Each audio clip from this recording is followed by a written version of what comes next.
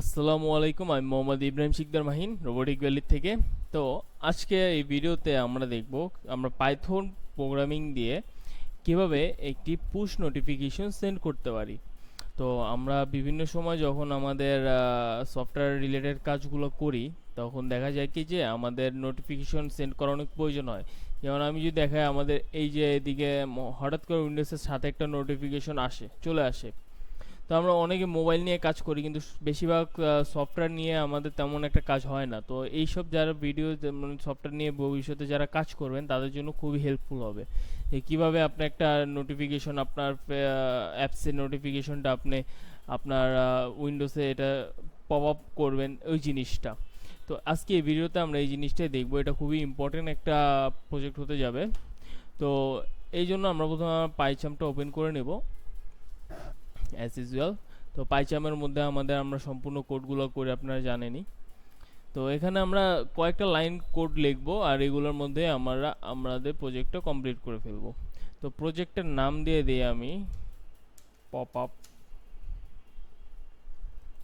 এটা দিয়ে ক্রিয়েট করে নিলাম। আচ্ছা, তো এখন আমাদের এখানে কিছু ডিপেন্ডেন্সিস আছে, লাইব্রেরি আছে, এগুলো প্রথমে ক্রিয়েট করে নিতে হবে। তো প্রজেক্টটা ক্রিয়েট হয়ে যাক, তারপর আমরা আমাদের কোডটা পেস্ট করি এখানে। এখন প্রজেক্টটা আমাদের ক্রিয়েট হয়ে গেছে।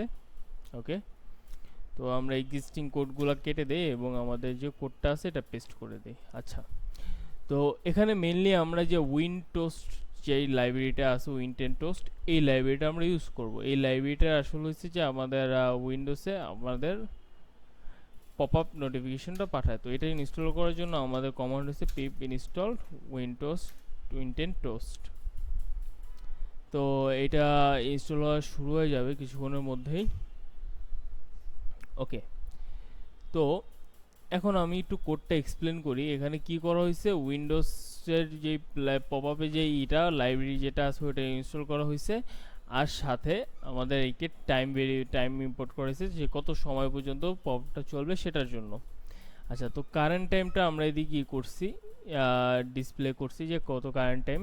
তো এই যদি কারেন্ট টাইম যদি আপনার ইনিশিয়ালাইজ যেটা করছি আমরা, ওটা যদি আপনার এত সেকেন্ডের মতো সময় হয়, তাহলে আপনাদের কারেন্ট টাইমটা প্রিন্ট করবে অথবা পাস করে দিবে। এটা হচ্ছে মেন কথা।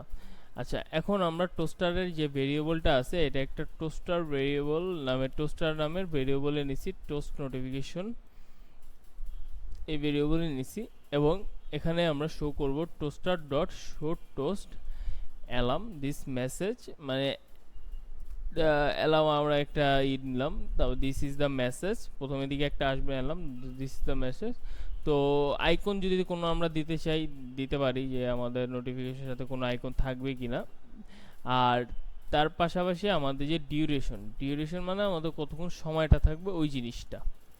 তো এটা হচ্ছে আমাদের সম্পূর্ণ কোডটা। তো এখন আমরা আমাদের এটা শেষ করা পর্যন্ত ওয়েট করি। এটা শেষ হলে আমরা আবারও রিটার্ন করব ভিডিও।